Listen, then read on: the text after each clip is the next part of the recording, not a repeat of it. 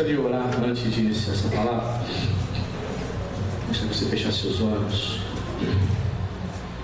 Pai amado, Pai Santo, te louvamos, meu Senhor, porque o teu amor por nós é tão grande, o teu amor por esta igreja é tão grande, que o Senhor não permite ficarmos vivendo uma vida de qualquer maneira, uma vida espiritual estranha à tua palavra.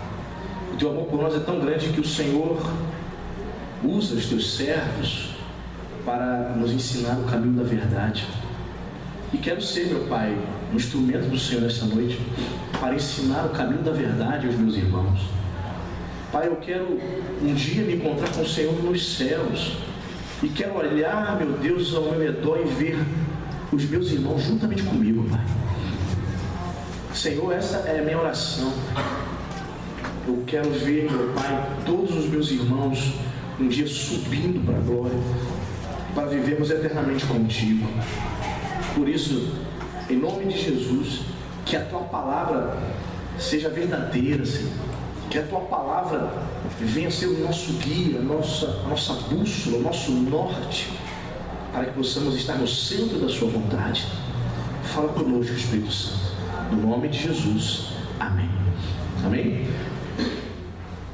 Irmãos, eu gostaria que você abrisse a sua Bíblia. Nós vamos ler vários textos, assim, um pouquinho salteados. Lá no livro de Apocalipse, né? Vamos trabalhar com alguns textos do Apocalipse, a partir do capítulo 2 e o capítulo 3.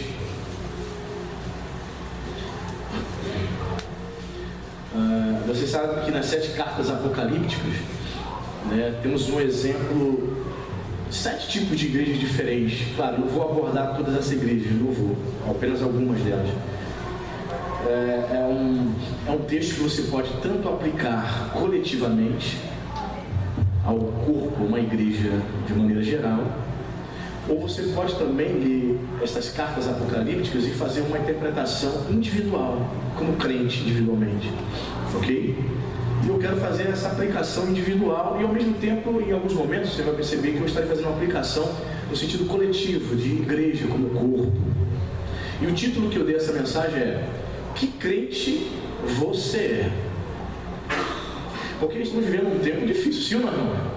Nós vemos vários tipos de crentes, né? Que muitas vezes você fica assim: será que fulano é da igreja mesmo? Né? Você até se questiona, você duvida.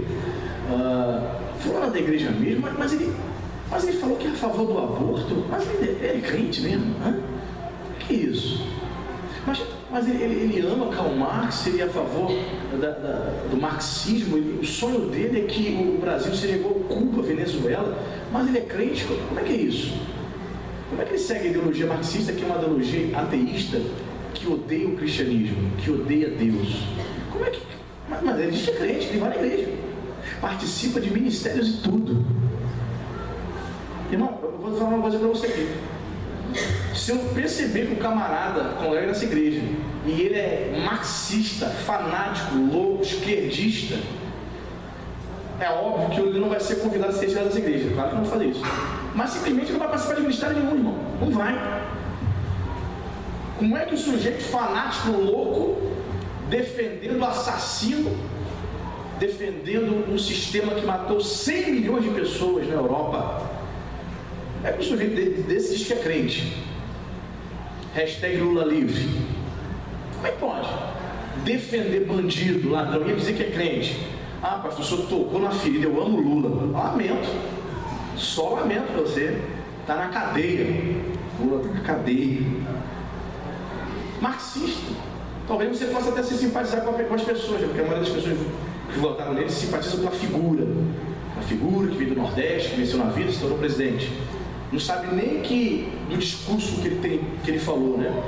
Um dos discursos dele aí, está na internet para quem vê, ele disse: nem Jesus voltando, quantos viram isso aí? Nem se Jesus voltar, nem Jesus voltando, ele me impede de ser presidente em 2019. Quantos viram isso na internet? Olha a petulância, olha a arrogância das pessoas sem Deus. E sinceramente, eu lamento muito quando um indivíduo cego ele tenta de todas as maneiras defender pessoas que não conhecem a Deus. Mas que tipo de crente você é? Porque a gente vê vários tipos de crentes. Crente 7-1, sim ou não? Dá a volta em todo mundo. Hã? Crente que quer ser gay. Tem isso também? Crente gay? Tem igreja de gay lá em Nova Iguaçu, quer saber? Na Barra da Tijuca. Casal de pastores, marido e marido, gay.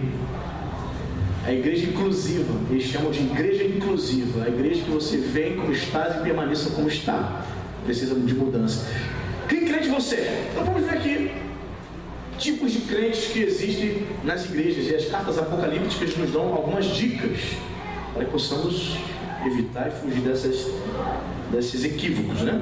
Capítulo 2 do Apocalipse diz o seguinte, versículo 2 ao 4 diz assim: conheço as tuas obras, tanto o teu labor como a tua perseverança, e que não pode suportar homens maus, e que puseste à prova os que a si mesmos se declaram apóstolos e não são, e os achaste mentirosos. Tens perseverança e suportastes provas por causa do meu nome, e não te deixaste esmorecer. Olha que Jesus está falando para a igreja, olha só. Tenho, porém, contra ti que abandonastes o teu primeiro amor. Era uma igreja, veja bem, era uma igreja que era ortodoxa, eles não aceitavam falsa doutrina, ok? Jesus diz para essa igreja, diz para esse crente: conheço o teu labor, você é uma pessoa que trabalha para o reino, você é uma pessoa que produz no reino, você serve a igreja, serve os irmãos, parabéns. Conheça a tua perseverança, você não é uma pessoa inconstante, está direto na igreja, persevera na fé, na comunhão, está presente, está orando, está participando, conheço tudo isso. Mas, olha, tenho porém contra ti que você deixou o primeiro amor. O entusiasmo ardente dos primeiros dias de crente havia desaparecido. Não é assim? Lembra? Muitos crentes começam muito bem, totalmente animados. Terça-feira na igreja orando, quinta ouvindo palavra, domingo de manhã, pastor vai ter isso, ele está aqui, tem evangelista, culto lá, ele está presente, ele está envolvido, todas as coisas. Mas o tempo vai passando e o primeiro amor vai fazendo o quê? Vai esfriando. O entusiasmo inicial vai indo embora. É interessante, a igreja de Éfeso era uma igreja ortodoxa. Ela continuava crendo na volta de Jesus, ela continuava crendo em Pai, Filho e Espírito Santo, continuava crendo na divindade de Jesus, continuava crendo em tudo que a Bíblia diz. Só que o amor dela por Cristo, pelas almas e pelos irmãos havia o que? Esfriado. Uma pessoa, quando ela está casada e chega ao ponto de divorciar, existem muitas razões pela qual ela vai divorciar-se.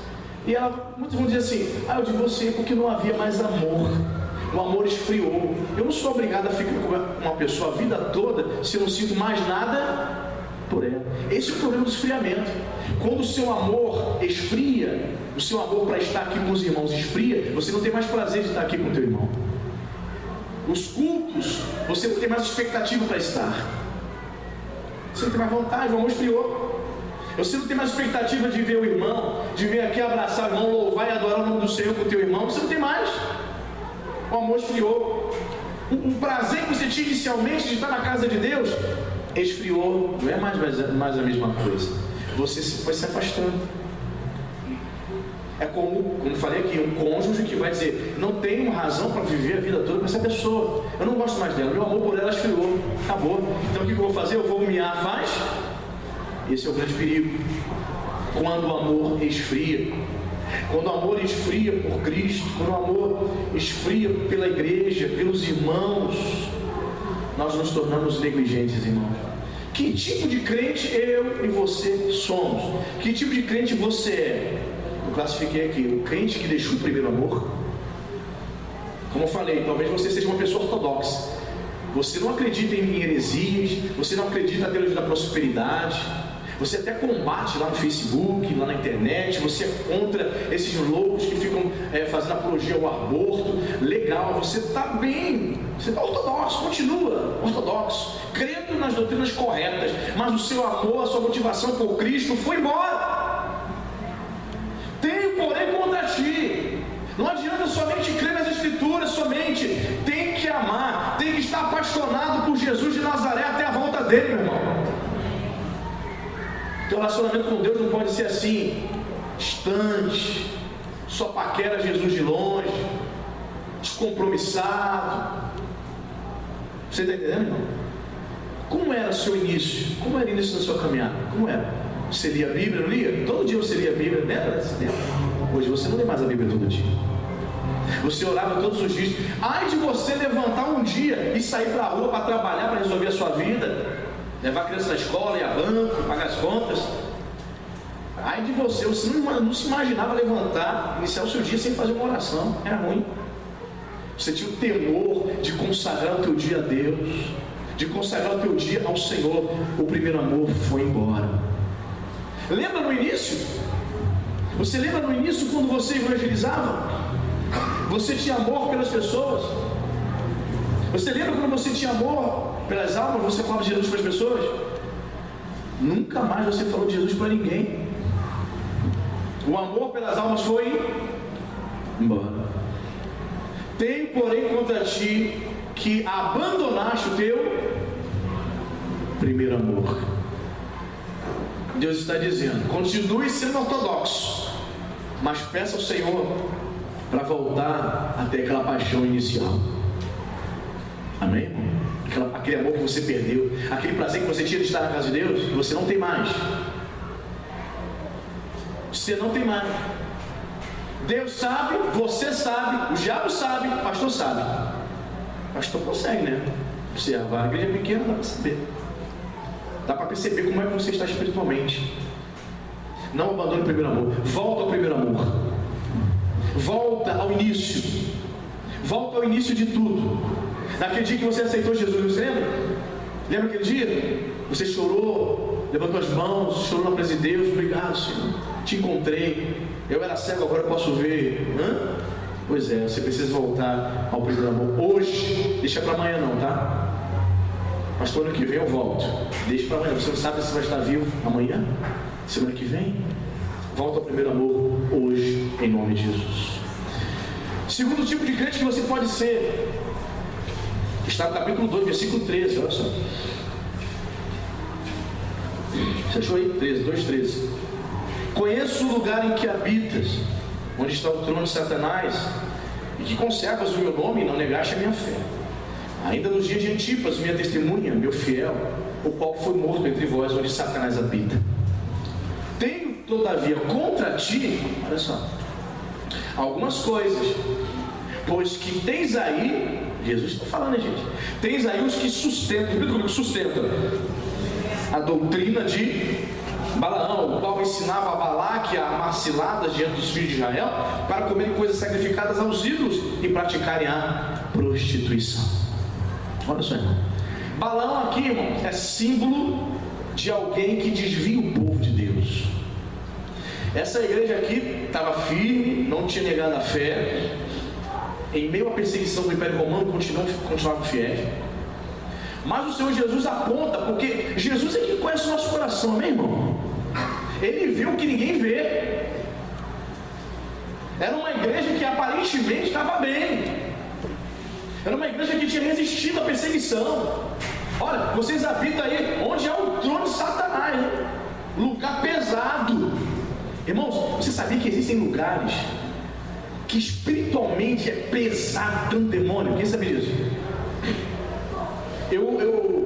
Tínhamos uma igreja, não temos, um pastor se desligou, né, do Conselho de Nova Vida, mas tínhamos um pastor, um dia ele veio aqui, logo, uns 7 anos atrás, já conversou comigo sobre isso. Tínhamos uma igreja de Nova Vida lá na cidade de Rio Grande, no Rio Grande do Sul. Quantos conhecem Rio Grande? Ninguém? Foi lá? Ele dizia o seguinte, ele falou assim: pastor, lá existem muitos satanistas. Eu ficava pregando no púlpito, e o camarada lá no início, lá na porta da igreja, fazendo desconjunto, fazendo mandinga, rituais satânicos para derrubar a igreja. Você sabe o que é isso, irmão? Tem noção do que é isso? Você está pregando, o cara lá na porta fazendo desconjuntos satânicos. Lugar pesado. Interessante que essa igreja aqui, a igreja de Pérgamo, ela também estava num lugar onde os demônios atuavam. Mas o Senhor Jesus elogiou: vocês perseveraram, guardaram a fé. Perfeito. Só que eu tenho alguma coisa contra você. O que é? Vocês sustentam as falsas doutrinas de Balaão. O que eu aprendo aqui? Existem crentes que apoiam falsas doutrinas. Que crente você é? É o crente que apoia o aborto? Que crente você é? Você é o crente que apoia a ideologia de gênero?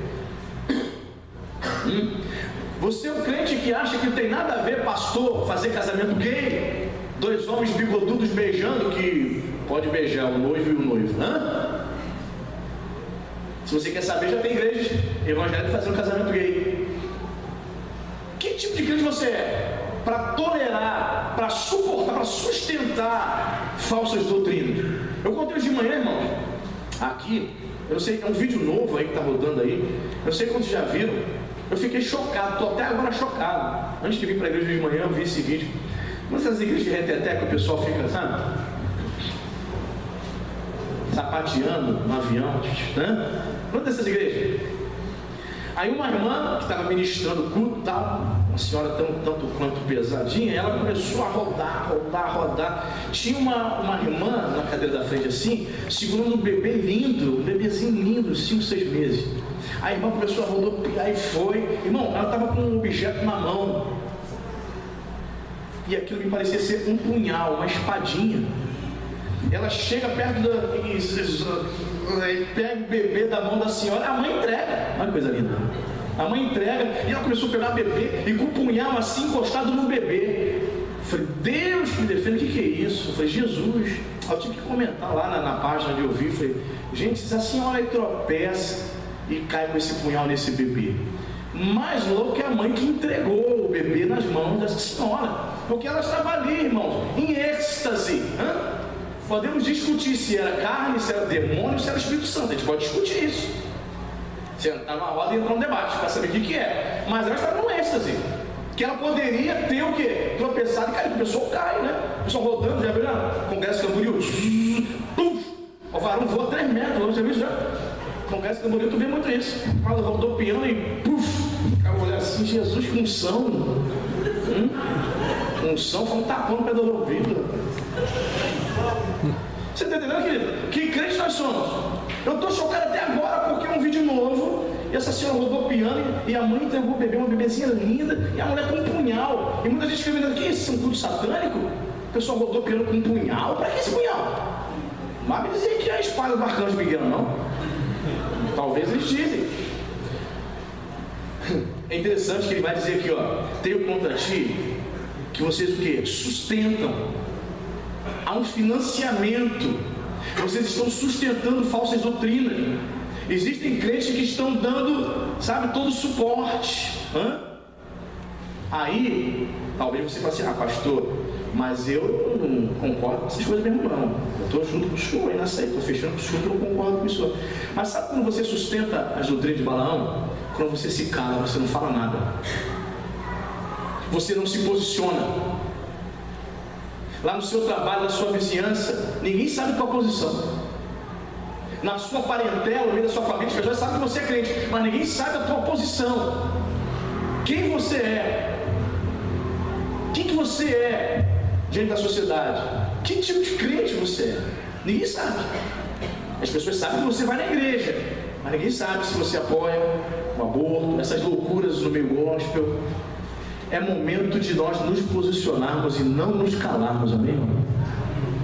Martin Luther King Jr. falou isso, nós postamos esses dias aí, você viu na página do Facebook. O pastor Martin Luther King disse que quando nós nos calamos, cooperamos com a iniquidade, cooperamos com o mal. Quando você se cala, quando você não se posiciona, você está sustentando as falsas doutrinas. A doutrina de Balaão. Balaão é símbolo do indivíduo que desvia o povo de Deus, irmãos. É tempo de nós nos posicionarmos, sabia? Eu comecei a me posicionar lá na página do Facebook e já começa a ver as retaliações, irmão. Começa esquerdistas entrando na minha página lá, fazendo comentários um tanto quanto abusados. Mas eu preciso, eu não posso me ocultar. Os bispos estão assumindo, falei assim, os bispos estão assumindo sua posição. Bispo Robson, bolsonarista, não sei que você tem que Bolsonaro não, tá? Você não é obrigado a votar você tem que escolher, orar a Deus, saber quem você votar. Mas os bispos, para quem quiser ver, tá? Estou citando aqui Bolsonaro, porque o bispo Robson lá da Nova Vida, ele apoia o Bolsonaro. Talvez seja a sua posição. Estão dizendo em que eles acreditam, em que eles vão votar. E muitas vezes ficamos com medo. Ficamos com medo de mostrar a nossa posição. Nossa posição, meu irmão, é a posição de servos de Deus, amém? Você tem que ser contra o aborto, você realmente tem que ser contra essa famigerada ideologia de gênero, essa erotização das nossas crianças. Você precisa se posicionar. Pode haver polêmica, as pessoas podem questionar você, amigos, familiares, pode acontecer. Mas você, quando se cala, quando você não mostra a sua posição, o que ocorre? Você indiretamente está sustentando a doutrina de Balaão. Quem está entendendo isso? Temos que denunciar essas coisas, irmãos. Que crente você é? Apocalipse capítulo 3, versículo 1 e 2, olha só. 3, 1 e 2.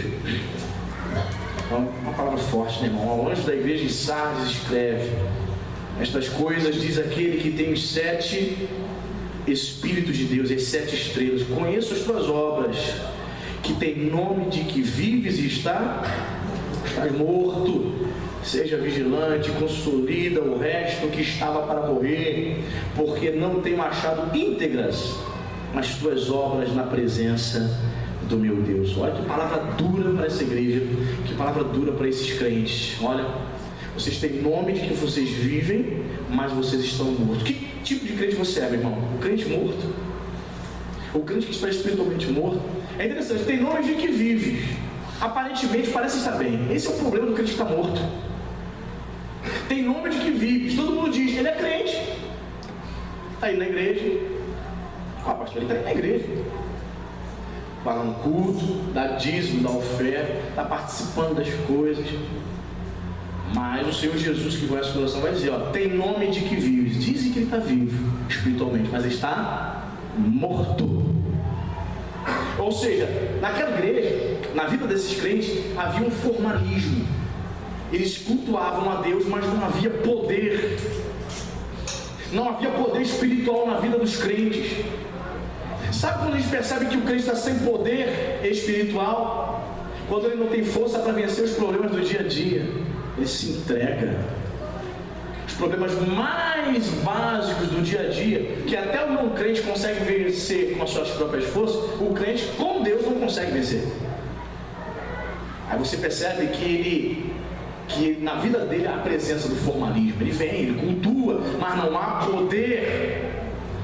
Você não pode se esquecer que a nossa fé é uma fé sobrenatural. A nossa religião é uma religião sobrenatural, amém, irmão? O cristianismo, o nosso Deus é um Deus sobrenatural. Você não pode esquecer que o Deus que você serve, ele ressuscitou dentre os mortos. Para o mundo isso é utopia, para nós, poder. O Evangelho resgata o assassino, resgata o cracudo, o adúltero, transforma. O Evangelho é poder. Mas quando o crente está morto, ele ama o formalismo. A liturgia ele dá valor no culto, mas poder de Deus na vida dele não há. Não consegue vencer o pecado, não consegue vencer as adversidades, só vive lamentando, só vive murmurando. Falta poder. Está morto. Tem nome de que vives, mas está morto. Nessa igreja aqui, quando a pessoa está morta, quando o crente está morto, você vai perceber, sabe o que? Tá vendo? Apatia no serviço. O que é uma pessoa apática? Não estou falando simpática, estou falando apática. O que é uma pessoa apática? É uma pessoa que é indiferente. Tanto fez, tanto faz.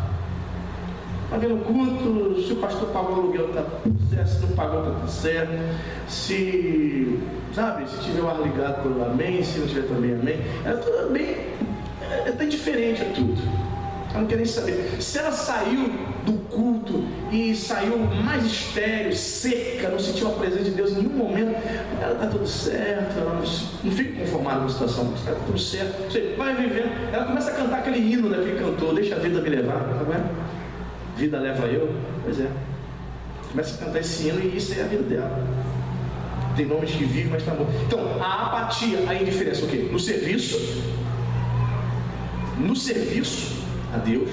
A apatia na adoração. Tem gente que, se eu ficar fixado os meus olhos nela no momento da adoração, eu fico desanimado aqui em cima. Sabe disso? Eu procuro olhar para as lâmpadas, fecho os olhos. Já percebeu quando os olhos fechados? Você percebeu já? Na hora do louvor? É para incentivar você a fechar o teu olhão, tá? Você já leu a música uma, duas vezes, já decorou. Fecha os olhos e começa a cantar como você já guardou. Concentre-se para buscar Deus. Certo? Mas há momentos que eu fecho os olhos, porque, meu Deus do céu, há pessoas que têm um desânimo total, uma apatia na adoração. Que, meu Deus do céu, eu desanimo só de ver. A apatia, aquele que está morto espiritualmente, também manifesta apatia onde? Na oração. Foge da oração. Foge. Ele foge da oração, como dizem na linguajar, né, nos ditados populares, como o diabo foge da cruz. É impressionante, não gosta não. Não gosta. Pede ele para orar 10 minutos. Ore 10 minutos, por favor. Eu quero ver qual o conteúdo da tua oração. Olha, por favor, 10 minutos. Não. Ele orar 2, 3 minutos. Se tiver alguma coisa para falar em 13 minutos, você dê palmas para ele. Porque não tem nada para dizer. Nem para falar com Deus ele tem algo a dizer. Uma apatia. Está morto. Tem nome de que vive, mas está morto. Você vai ver também no crente morto. Outra coisa também. Se for pastor, a pregação também apática. O sujeito, ele está morto e a igreja está morta junto com ele. A pregação você dorme. Tem alguns pregadores que, meu Deus do céu, a palavra de Deus na mão de alguns pregadores se torna extremamente chata. E a palavra de Deus é dinâmica, é maravilhosa, amém, irmão? Os camaradas conseguem transformar uma mensagem extremamente enjoada. A pessoa dorme. Impressionante. E você vai ver na igreja, no crente morto, indiferença, apatia no seu andar diário. Aí ele tanto faz. Como eu falei, ele não se posiciona. Ele ainda vai dizer assim: pastor, cada um no seu quadrado, o cara quer ser quem seja, sabe? Pastor, se os pais quiserem levar os seus filhos lá naquela exibição de arte moderna para tocar no homem pelado dizendo que é arte, tá tudo bem, pastor. Sabe? Ela é apática, está morta. Você precisa estar vivo na presença de Deus, amém, querido? Que crente você é? O crente que está espiritualmente morto, está agonizando no CTI espiritual, irmão? Tem cristão que está agonizando. E o mais me impressiona é que Satanás não está fazendo nem um pouco de esforço. Ele mesmo está tropeçando nas suas próprias pernas. Ele é tão fraco. Tão fraco. Meu querido, não tem outro caminho. Se você é um crente fraco e desanimado, não tem outro caminho. Você tem que buscar a Deus em oração. Você tem que, sabe, se debruçar sobre a palavra e devorar a palavra de Deus como se fosse o último pão na tua mesa. Como é que vai ficar forte? Nunca! O mundo está dentro da tua casa. Chega na sua casa, ninguém diz que você é uma família cristã. Ninguém diz. Se você não disser, olha, eu estou indo na igreja, ninguém vai dizer que você é crente. O comportamento da família é mundano. O diálogo, as conversas, tudo, teu marido, os teus filhos, só falam coisas do mundo. Ninguém diz que você é crente, ninguém. As pessoas estão esperando. Testemunho seu. Querido, em nome de Jesus, se você está morto, eu quero dizer para você nessa noite: Jesus Cristo de Nazaré é poderoso para ressuscitar você, meu irmão. Jesus não te chamou para isso não, irmão. Jesus não me chamou, não te chamou para viver uma vida espiritual, sabe, relapsa, morta. Tem nome de que vive, mas está morto. Temos que viver a vida de Deus, amém, irmão? A vida de Deus. Que crente nós somos. E, querido, quarto ponto aqui, está no capítulo 3 ainda, versículo 16. Bom, todas essas mensagens, todas essas cartas aqui do Senhor Jesus, as igrejas apocalípticas, são fortes demais. Talvez sejam as palavras mais duras de Jesus da Bíblia, irmão. Olha só, Apocalipse 3, 16 e 17. Assim, porque és morno e nem és quente nem frio, estou a ponto de vomitar-te da minha boca. Pois dizes, estou rico e abastado, eu não preciso de coisa alguma, e nem sabes. Olha o que Jesus fala para esse crente lá, ó. Nem sabes que tu és um infeliz. Algumas versões dizem o que? Desgraçado, não é isso? olha a palavra forte, infeliz, desgraçado, sim, miserável, pobre, cego, nu. Jesus, olha, irmão, muito forte, né? Que tipo de crente nós somos? Desgraçados? Infelizes? A palavra desgraçado significa destituído de... A pessoa desgraçada é uma palavra forte, né? Muitos xingam no Brasil uma pessoa, seu desgraçado, mas na verdade está dizendo, você não tem graça. Desgraçado é aquela pessoa que não tem a graça, não tem o favor de Deus, não tem a presença, não tem o Espírito Santo, não tem nada de Deus. Você está entendendo? A versão atualizada traduz por infeliz. Que crente nós somos? Que crente você é? Será que você é um crente sem graça? Sem a graça de Deus? Infeliz?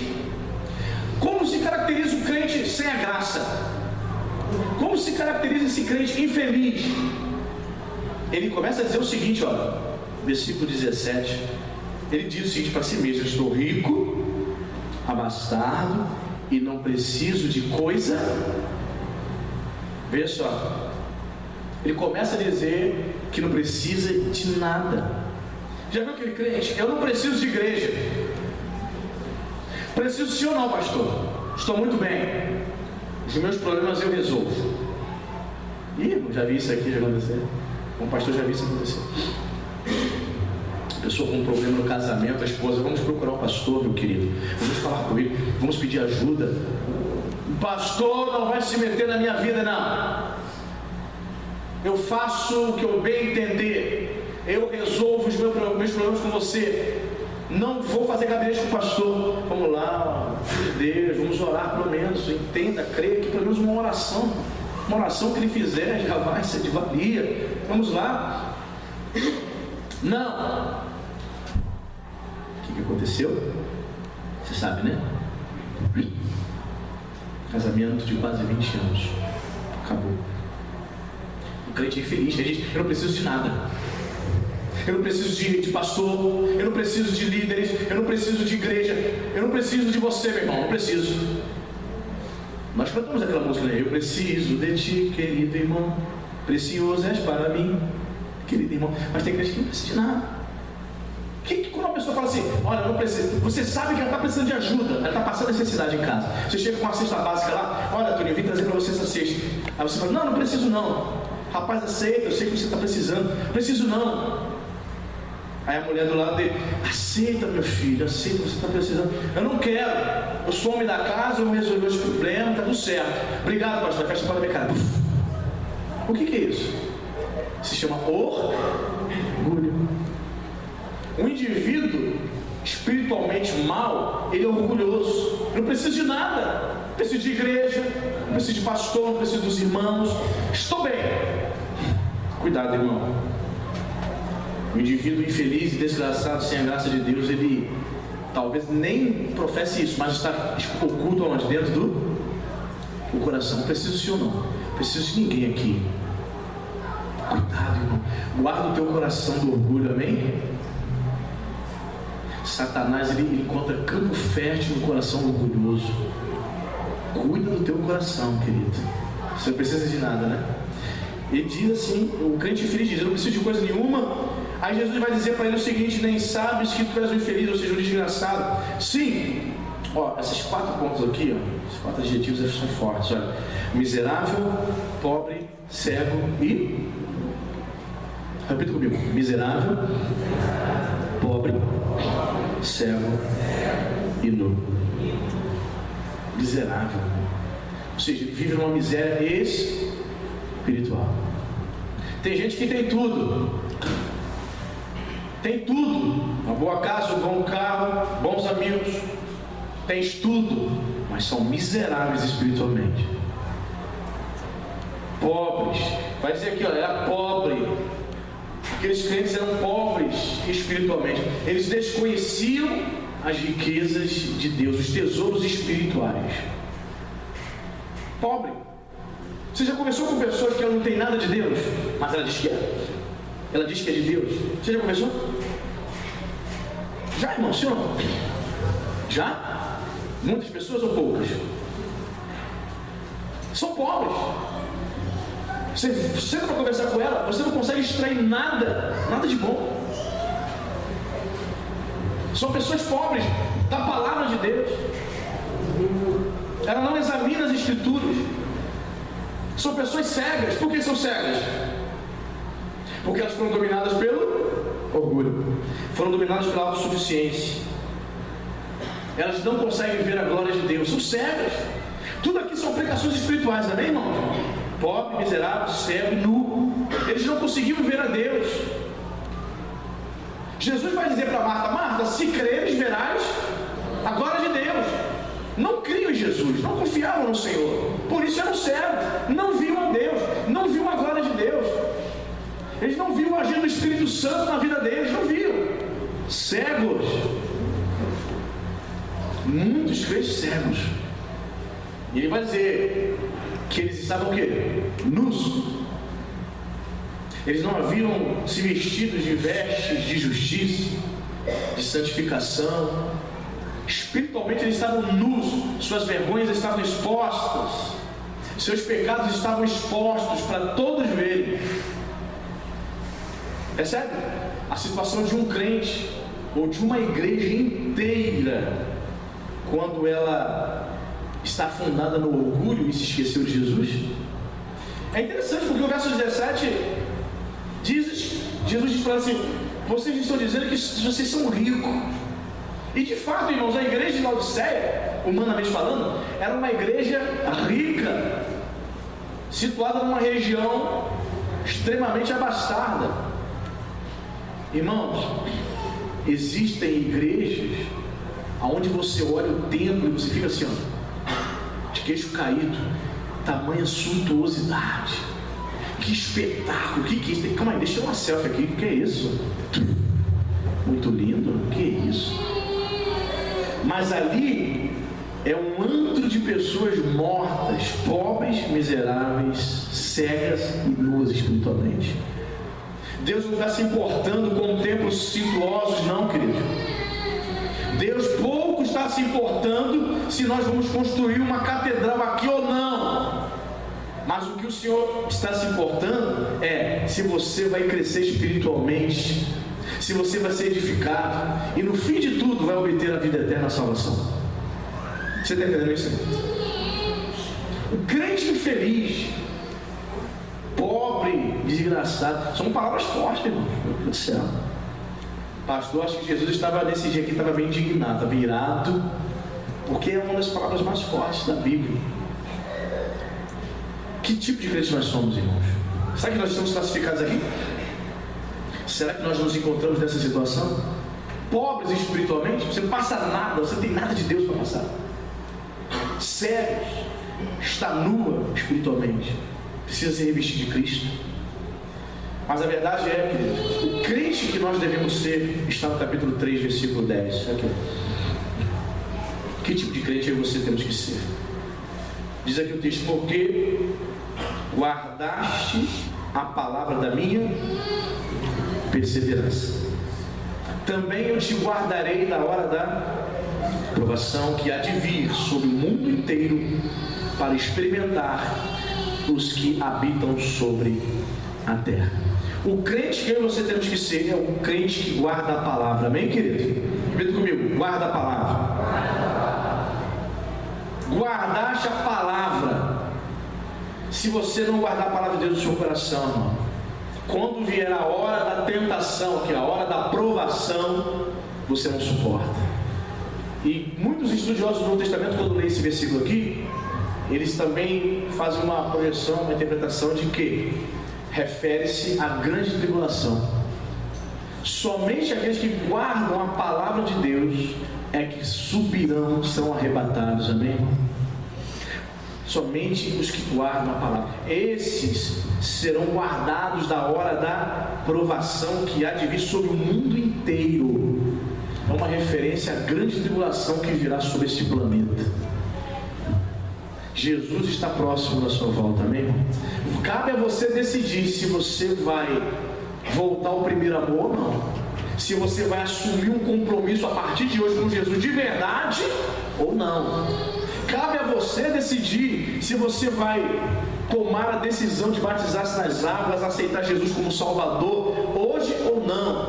Cabe você decidir. Você que está bem distante, bem disperso, você veio domingo à noite na igreja, não sabe nem como, nem porquê. Jesus, por misericórdia, está te trazendo. Cabe a você decidir se você vai voltar ao primeiro amor. Sabe o que ocorre, irmão? Quando se esfria espiritualmente, a tendência, se você não tratar disso, a tendência é esfriar mais. Cuidado, irmão. Cuide da sua vida espiritual. Assim como você costuma cuidar das suas finanças, da sua casa, a senhora não lava a sua louça, senão vai dar bicho, não é isso? A senhora não lava a sua casa, varre, não é isso? A irmã não lava, passa roupa, cuida tudo do seu marido, dos seus filhos, leva seu filho para a escola, não é isso? Bota perfume no seu filhinho. Legal, e tem que fazer isso mesmo. Tenha a mesma preocupação com a sua vida espiritual. Tenha essa mesma preocupação com a sua vida espiritual. Tem gente que tem um grande zelo no trabalho, né? Chega antes da hora, chega lá no setor, limpa o setor, não é isso? Ela sai depois, varre, deixa tudo limpo, deixa tudo preparado para a pessoa que vai chegar depois ali, que vai assumir aquelas funções. Ela tem um zelo, uma pessoa confiável. Por que você não é assim também com as coisas espirituais? Por que você também não tem esse zelo com as coisas de Deus? Tem gente que cuida tanto dos animais, nada com os animais, né? Olha que graça e tal, pega no colo. Se tiver que gastar R$1.000, R$2.000 no veterinário com o cachorro, leva e gasta na boa, sem dó nem piedade. Mas se o pastor pedir R$50 para uma campanha, pediu muito, viu? A venda R$50, nós vamos arrumar agora nessa crise, tá entendendo? Mas se o cachorro ficar doente, ela vai arrumar, vai dar o jeito dela. Ou seja, valorizamos muito as coisas externas desse mundo. Comece a cuidar da tua vida espiritual. Valorize a tua vida espiritual. Cuide da tua alma. Cuide da tua alma. Jesus está às portas. Amém, querido? Que tipo de crente você é? Que você possa ser o crente que guarda a palavra. Em nome de Jesus. Para que no momento da aprovação, no dia da aprovação, você esteja firmado na rocha. Amém?